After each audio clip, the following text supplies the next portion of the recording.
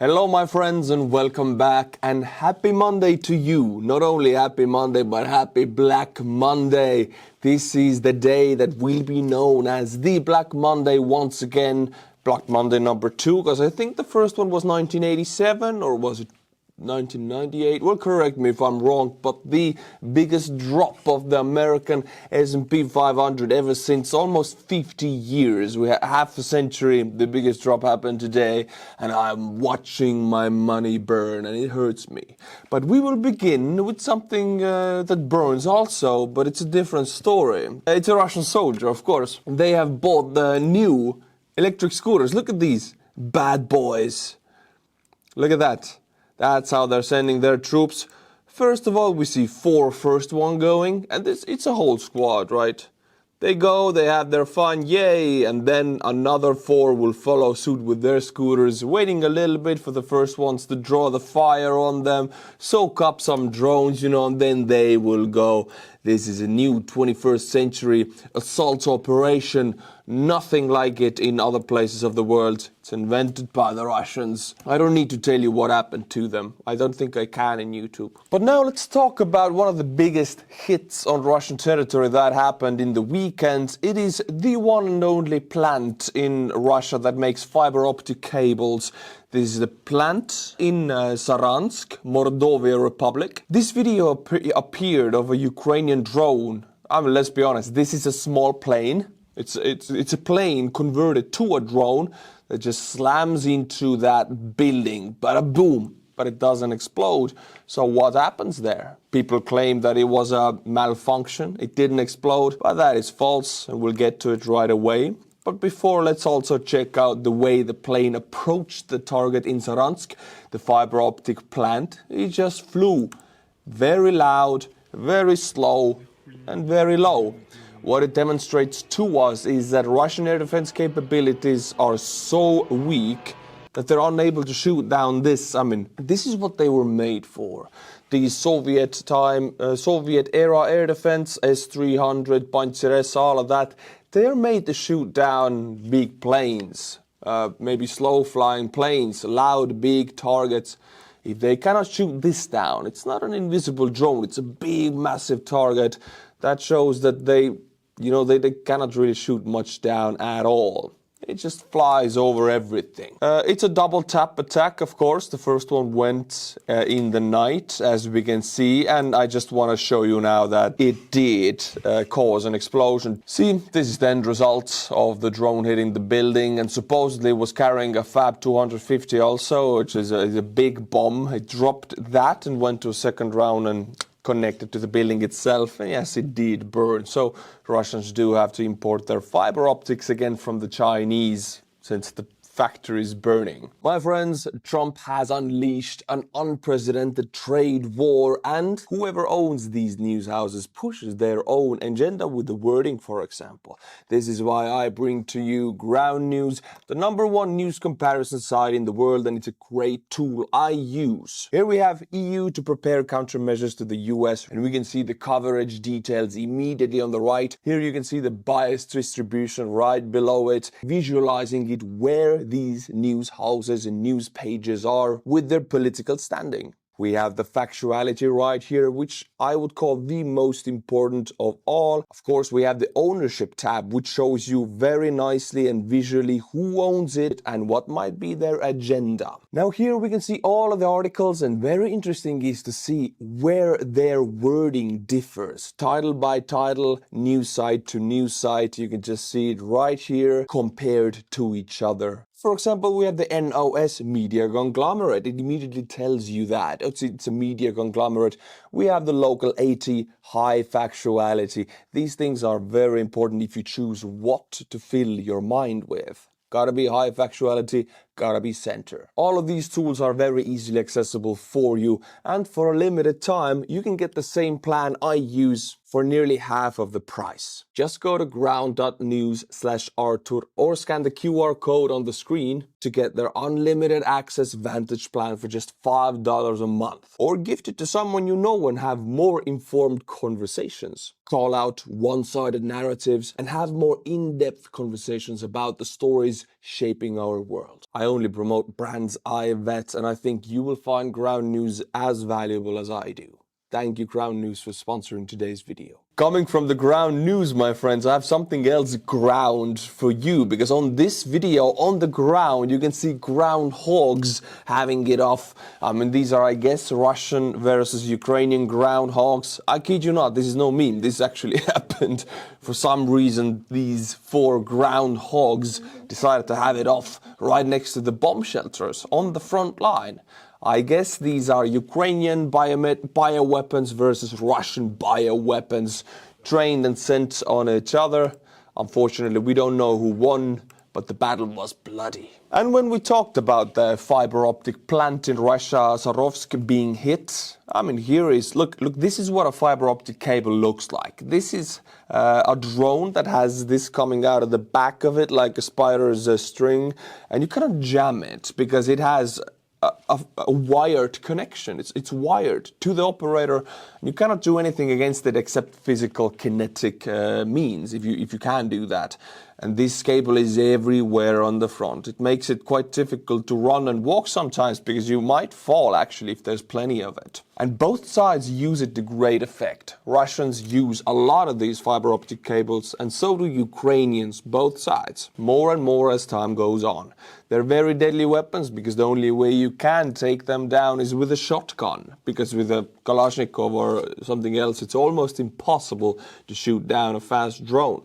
Shotgun is your only way, and you can miss, and that will be your last shot ever. Ukrainian FPVs are currently in the process of reaching 40 kilometers with the new generation of FPV drone bodies, some of which have radio frequency sensors capable of homing on Russian jammers of drone video links and GPS sensors. So we're talking about a wired drone that is programmed to take out Russian hotspots, jammers, spoofers, all that kind of stuff. It's really cool. You go back to wired stuff which cannot be jammed and use that to take out the jammers, and then you can bring out the non-wired, wireless drones again. There was a massive drone and missile attack against Kyiv. We saw over 100 Iranian drones being used and up to 20, something like that, missiles being used, about half of which were cruise missiles. And here we can see a Ukrainian dude in Kyiv working out his body, but also it's a nervous workout, it's a mind workout, because you will see what happens. Boom, it exploded right next to the guy. He doesn't even flinch. So yeah, in Ukraine, you go to the gym to work out your body and mind. You get bigger physically, but you gotta get away from your fear also. This is crazy. And by the way, this here is supposed to be Trump's ceasefire that Ukraine agreed to, but Putin did not. And Trump, for some reason, still is delusional about Russia, and they're dragging their feet. Trump doesn't just see it. I don't know why. Maybe he's wearing glasses, like fully black glasses or something. Now for a moment, let's jump to Poland. Polish-Belarusian border. Because there has, over the last 3 years, in the whole duration of the full-scale invasion, Belarus has used the migrants as a weapon. They have set up hotspots and points all across Middle East and Africa to funnel migrants to Belarus and then to the European Union, specifically to Lithuanian and Polish borders, testing with that the effectiveness of the Lithuanian and Polish border guards and border service. With that, they will find out many things. First of all, they will create a lot of tension on the Lithuanian and Polish border. They will find out how fast the border guards will react. They will find out how strong they will react. Or if they don't react at all, they will find out the weak spots. So it's unfortunately a painful weapon to be used, because it also takes a lot of money from the Polish taxpayers, because the border guards need additional troops to be sent to the border. I mean, it's not the front yet. And these guys have to be stationed there all the time, and they have to be paid. So here we can see a video of the migrants. It just happened, by the way, 4th of April. Migrants cutting through this border fence. They're using the metal cutters. I'm sorry, I don't know the word for it. The spinning disc, and you cut them. Sorry, I don't know the word in English. They cut through here, and immediately ran to the next border. This is the barbed wire. I mean, it's cutting wire. And you can already see the Polish border guards on that jeep right here, zero in on them. And another one's here, zeroing in on the other side. A lot of cars and trucks. All of these guys were caught. Polish border, I mean, the Polish, they sent the army to the borders. They react very fast and very strongly. Nobody gets through. But yeah, Belarus is using a migration weapon against the EU, against Lithuania and Poland. And Belarus and Russia, they are not one country, but they pretty much are. Belarus does not have independent thinking from Putin anymore. You could say they're puppets. Talking about how they are at war with the EU or with NATO, here we have a Russian spying attack against the UK. Russian sensors attempting to spy on Britain's nuclear submarines have been found by the British military in the UK waters. The discovery was deemed a threat to nation security and has never been made public until now. The investigation follows a 3-month investigation into how Russia is using its underwater capabilities to map, attempting to hack and potentially sabotage critical national infrastructure. British military found Russian unmanned underwater vehicles lurking next to secret deep-sea cables. We're talking robots underwater, small submarines, robots next to the deep-sea cables. What they can do with it is damage them or tap into them, put like a physical, sorry for the using of wrong words here, but tap into, listen onto them, connect their device physically to the cable, and that transmits all of the communication to the Russians. Basically spy on the internet movement, spy on everything that goes through that cable, or just cut it. It will, both ways. It's a very expensive and dangerous data leak, or if they cut it, the fixing of cables, underwater cables, is also very expensive.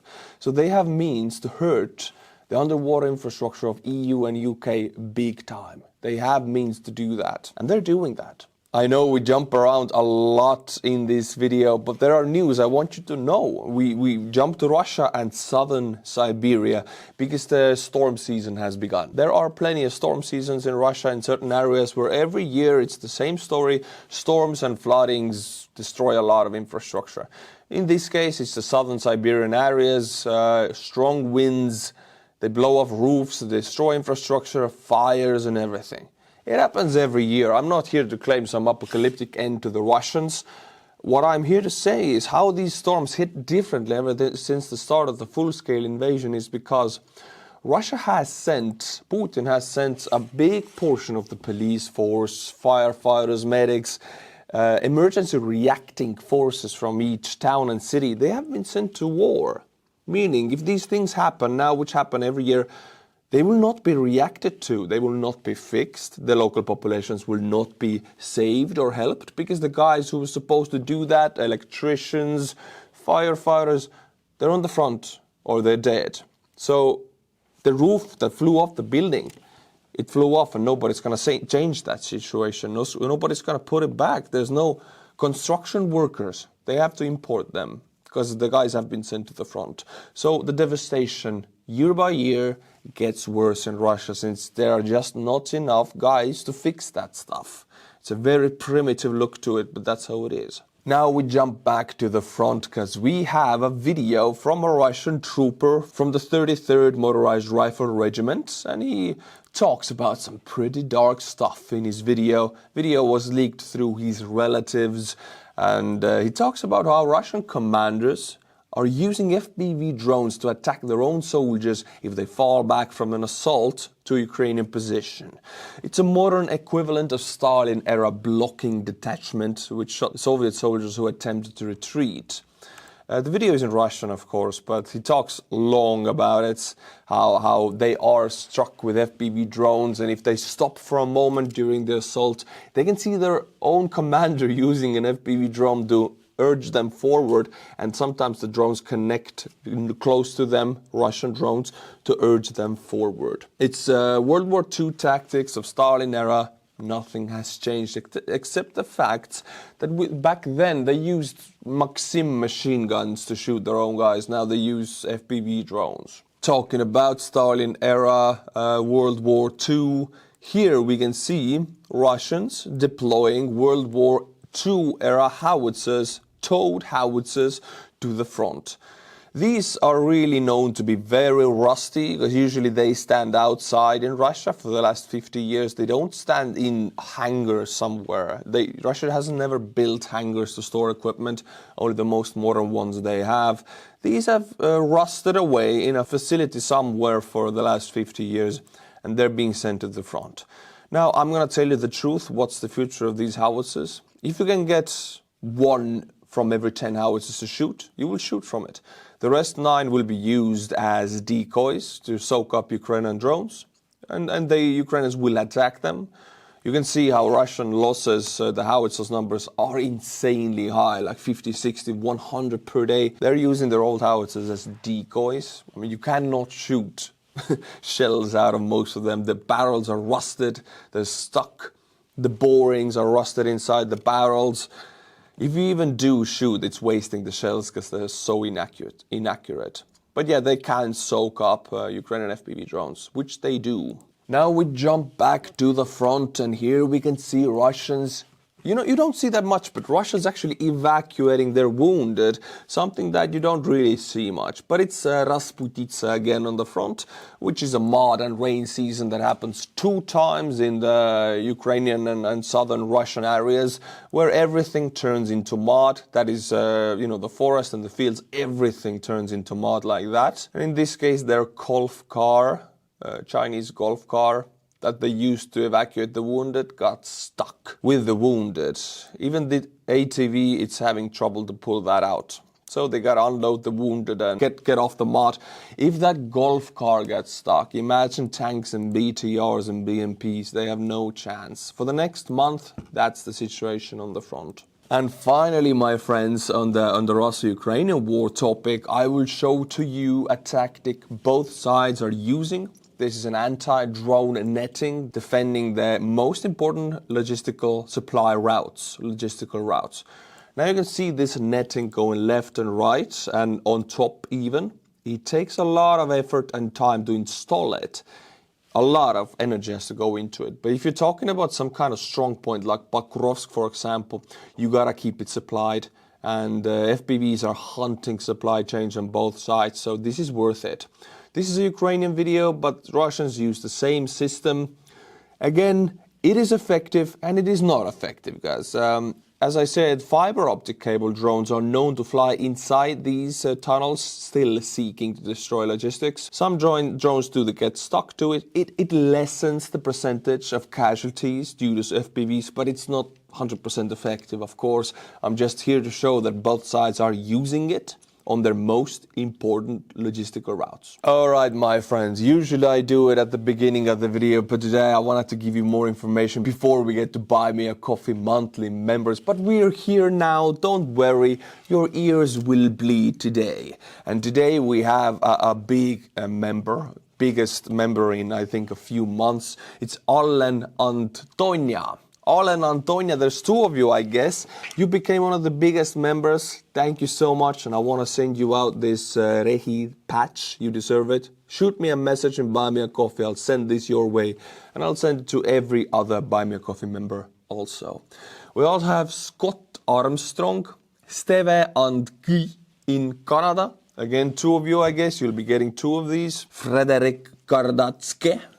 It's a Georgian name, I think, Kardatske. Correct me if I'm wrong. And finally, CC, Mr. CC. Thank you. Thank you, all of you. Now, my friends, we go to dangerous territory, and that is United States and Trump and tariffs and trade war and the fact that S&P is burning. My money is burning. If you have invested in that, you are seeing a 20% drop only in 2025. That is one of the biggest drop-offs in 2 weeks ever since 1987. I know plenty of you have lived long enough to remember 1987, 1998, 2008. We're at that territory right now. Thursday dropped 4%. Friday dropped like 4 or 5%.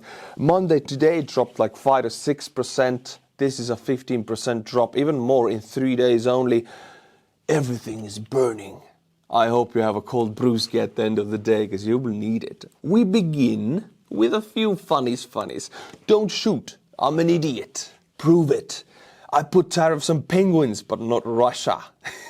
You truly did prove it. I believe you now, Mr. Trump. Is everybody having a good time? Everything is bleeding red, but except, look at this one. We have food industries on the green and we have tobacco on the green, because when your stock is burning, you gotta have a cigarette and you gotta buy some Big Macs.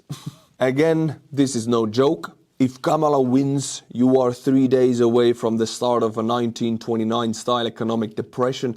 If I win, you are 3 days away from the best jobs, the biggest paychecks, and the brightest economic future the world has ever seen. This is tweeted by the Donald J. Trump. Oh my God, how prophetic this is. The irony, because we had the 3 worst days on the stock market ever since 1987, Thursday, Friday, and today. So I guess everything Trump has promised has been quite the opposite. Alright, let's get into Trump's presidency, and most, like 25% of his presidency he has actually spent golfing. Days in office, 74. Days spent golfing, 19. Percentage of time spent golfing is 25.7. If I was the president of whatever, any country, and I love that country and I take it seriously, and if I want to make the lives of that country's citizens better, I don't think I'd spend 1/4 of my presidency golfing, because that doesn't make anybody's life better. I guess it makes it worse if you think about it. Donald Trump playing golf on a Friday after announcing global tariffs, and this is the footage of it. And we saw what happened to it. If you own S&P, you feel what happened to it. You know that the guy who caused that burning of your money is playing golf at the same time. He is burning your money. All right, let's get into some numbers. How bad the drop, 3-day biggest fall since 1986. How bad is it really? Fun fact, the entire cost of Americans' war effort in World War II, all of the weapons, ammunition, equipment, deployments, Manhattan Project included, was about 5.95 trillion, let's say $6 trillion adjusted to 2025 inflation. 6 trillion. At the time it was like 300 to 400 billion at the time. Now it's 6 trillion. The total US stock market losses from the Trump's tariffs in 2 days, not including Monday today, already passed 6.6 trillion. Now you add today, Monday to it, and boom, we're closing to 10 trillion. Trump just lost in 3 days more money to the United States stock investors who are invested in the US S&P 500 than the entire Second World War. Now I know the comments, stock prices are not real money, yada yada yada. It is if you sell. A lot of people sell, otherwise the price wouldn't be dropping. It's a selling pressure. So for a lot of people, it's a realized loss of a lot of money. We're talking 10 trillion. But now I all the time I see this. If we're talking about investing, Warren Buffett. That's all I gotta say. He's a legend. He's my hero in investing. Look at that. 2025, Elon Musk lost 130 billion. Jeff Bezos, 45 billion. Yada yada. We get to Warren Buffett and he's still printing money. What the hell? This guy can make money if everything burns. I think the whole world is over. Dinosaurs have taken over and Warren Buffett is still printing billions. He's a wizard of investing. Now, I want to bring to you, many of you are wise and old enough to remember this guy and to remember this interview, but he is a Nobelist, Milton Friedman. And he puts it perfectly. He's a very, very smart man who puts it very perfectly in 45 seconds. Let's enjoy it together. The political reason is fairly straightforward. The political reason is that the interests that press for protection are concentrated. The people who are harmed by protection are spread and diffused. Indeed, the very language shows the political pressure. We call a tariff a protective measure. It does protect. It protects the consumer very well against one thing. Here it is, the truth of the century that Trump never learned. The tariffs protect the consumer against one thing very well. What is it? It protects the consumer against low prices. That's it. That is the truth for me, for you. Tariffs protect the consumer against low prices, and that's what Trump is doing. He got elected promising a better economy and lower prices, and he is protecting consumers now against low prices. Thank you, Mr. Trump. Now I bring you another very smart man who again gives us 58 seconds of wisdom. Larry Fink. He manages $11 trillion worth of capital. So one of the biggest influencing man. If nobody else manages this big amount, so there are very few guys in the world. And I think it's worth listening to him for 1 minute. I do believe deportations and the speed at which this is happening is going to have severe impact on the agricultural sector and the construction sector. I've talked to CEOs in the ag sector, and they remind me that 70% of the men and women who work in the agriculture were not born in the United States. Many of them are U.S. citizens now, many of them have work permits, and many of them don't. And 40% of the construction workers were not born in the United States. You add that up, and what's going on, I think we're going to start seeing, especially when spring and the spring crops arrive, are we going to have enough workers to harvest the crops? And now, you know, with the whole idea that we're going to have to use a private capital to build out this economy, are we going to have enough workers? I've even told members of the Trump team that we're going to run out of electricians as we build out AI data centers. We just don't have enough. Yeah, that is true. You cannot just sink an economy and say we're going to build it up in a few days. Building these factories and smelters and furnaces. Trump wants the steel and aluminium industry back in the US. He wants the car industry back. Building that out is possible, but it takes decades. It doesn't take 5 years, 4 years, or Trump's entire life. He will be dead before that's ready. It takes decades. But sinking the economy takes 3 days, as we saw, or a week. There are not enough workers. Like, majority of the work that is paid the less for in the US is done by immigrants, legal or illegal. Americans don't want to do the job for that amount of money that the immigrants will do. Somebody has to do that job. So immigration, legal and illegal, is one of the pillars of working American economy. It's a very hard thing to understand for anybody, I guess, but it's a very strong foundation pillar that you need to have this kind of workforce in your country. If you don't, people are going to pay for it. And right now we see American consumers and consumers all over the world paying for it. For example, let's take a car made in the US. This is a car made in the US, not in Japan, not in Canada, but in the US. It still has, like, I'm going to just throw away this number here, maybe 50% of the parts coming from international markets. Let's say clutches, Canada, China, Japan, Mexico. Steering wheels, Canada, China, Germany. Brakes, Canada. Yeah, you know, all of these different parts come from Canada, China, yada, yada, yada, the G7 and plus countries. All of these countries are heavily tariffed now. So if Trump wants to bring the car manufacturing back to the US, even if it is in the US, these parts are still imported. You cannot start making these parts because setting up factories for making these parts takes decades. That's the truth. So in any way, with these tariffs, you're not going to fulfill the goals that Trump promised to everybody. Let's take another example. Let's take the iPhone, which is mostly made, correct me if I'm wrong, in Vietnam or in China. The iPhone costs right now, the cheapest ones supposedly cost like $700-800 in the US. Well, the new tariff, which is put on China altogether, is 34 plus something that was done before. It's plus 54%. $296 will be added to the cheapest iPhone price because it is mostly imported from Vietnam and from China. So the American consumer will pay this amount, almost $300 more for the cheapest iPhone. And we all know Americans love their iPhones. Same with the Samsung, same with everything imported. I mean, Americans inside America don't really put together smartphones. They can, but that will cost you $3,000. It's gonna be very expensive. So there's no winner in this. Let's take the last example, I promise you. That's the plane. Not any plane, but Boeing 787, one of the most produced airliners in the world. One of them, not the most produced. The pricing is going to be very interesting going forward under Trump's new tariff regime. I understand you get the point already. Let's get it over with.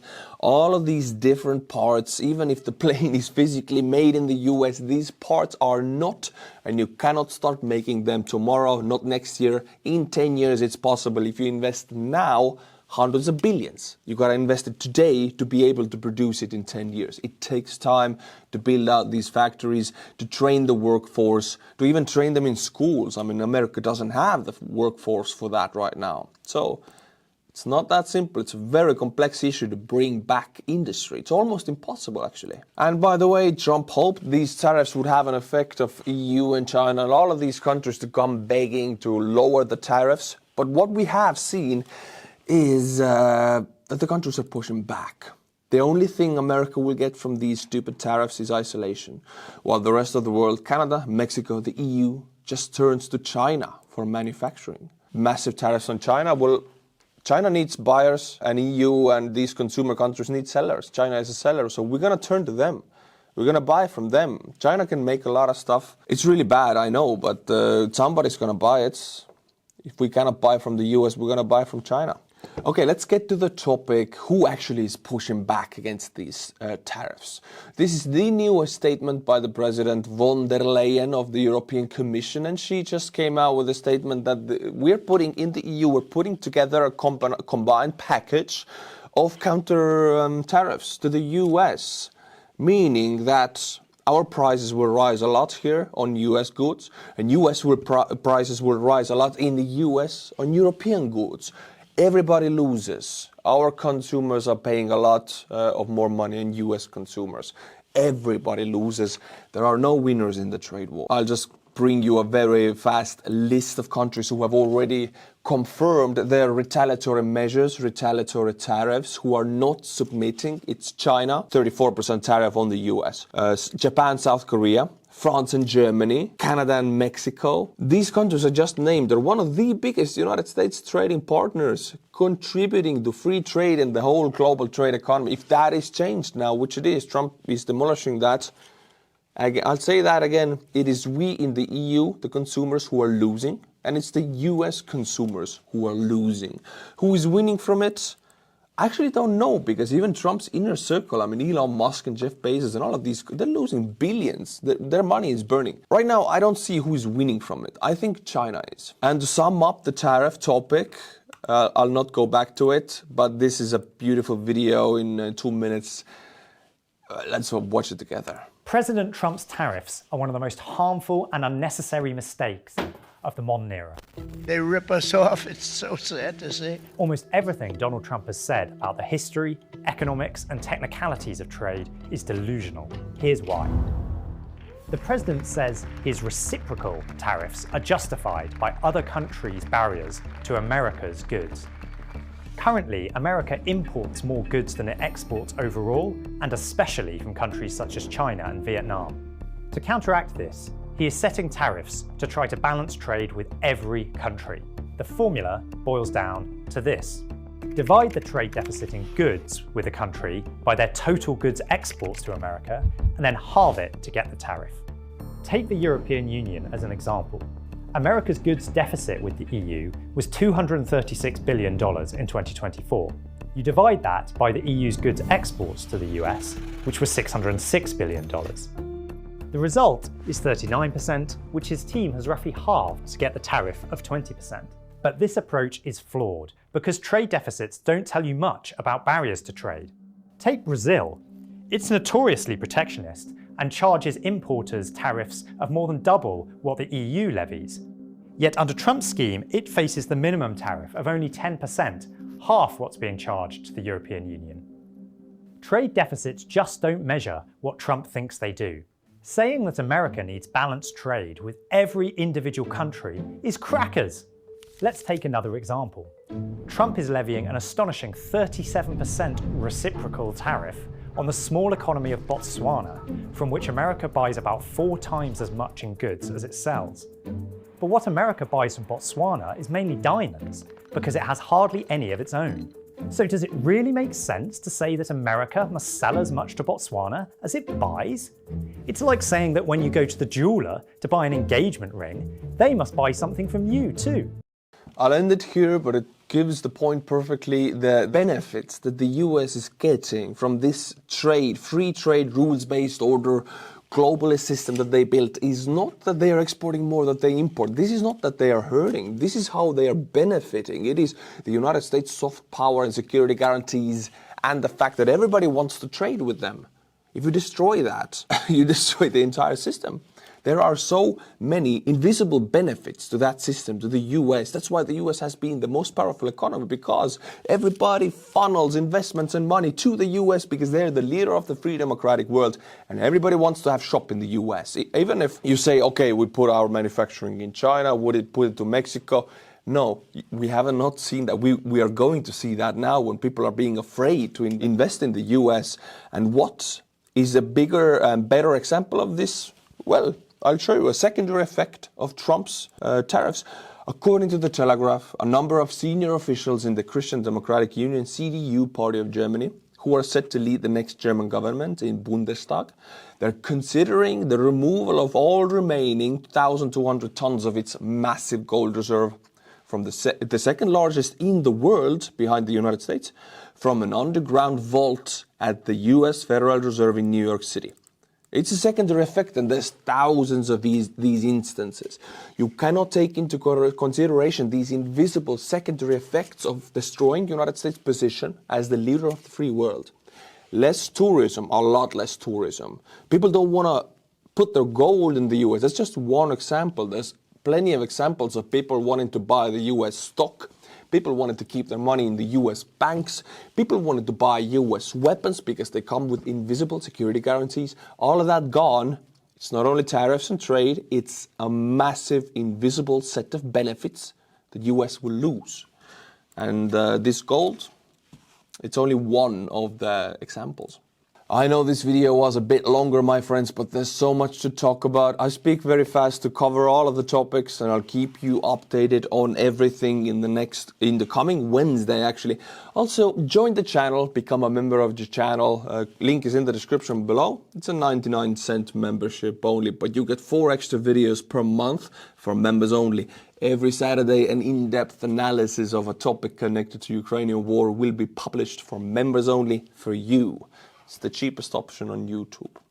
Until my next video, which will be on Wednesday, subscribe, Slava Ukraini, and bye-bye. Thank you, Crown News, for sponsoring today's video.